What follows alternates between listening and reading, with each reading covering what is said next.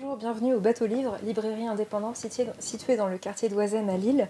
Je m'appelle Marie, je suis libraire jeunesse au Bateau et aujourd'hui je vous présente 3 coups de cœur de la rentrée littéraire qui vont concerner les enfants, des tout petits jusqu'aux grands ados.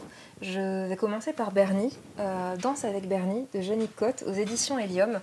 On était ravis de voir ce livre sortir parce qu'on adore les personnages de Jeannick Cotte, qui est un vrai univers.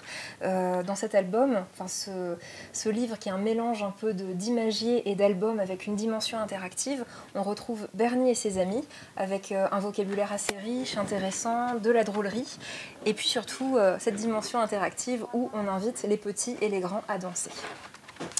Deuxième album qui nous a beaucoup plu et cette fois qui est plus pour les enfants à partir de 4-5 ans, Hippolyte. Hippolyte, un enfant terriblement difficile. Contrairement à ce que le titre vous affirme, Hippolyte est un enfant plutôt charmant.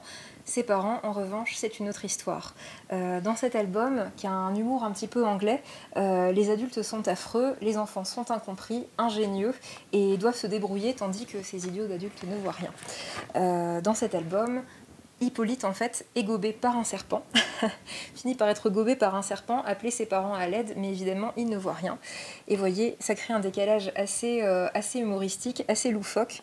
Et aussi, on est assez fan de l'illustration, qui a un côté un petit peu art déco, un petit peu une dimension un peu sombre, qui est en contraste avec l'humour et la personnalité de l'album.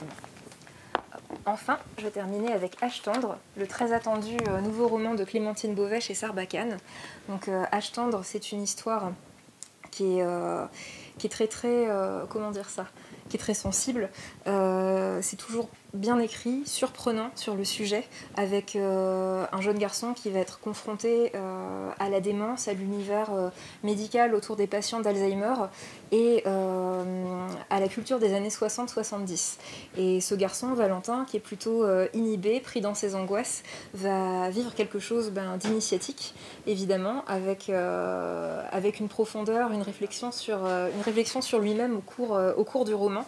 Et c'est vraiment très plaisant la façon dont c'est écrit, puisque c'est écrit à la première personne comme un rapport de service citoyen de Valentin. Et voilà, c'est très très chouette. Et on espère que ces coups de cœur vous ont fait envie, et on vous donne rendez-vous à la librairie pour parler de ces livres et de bien d'autres. Et bonne rentrée à tous.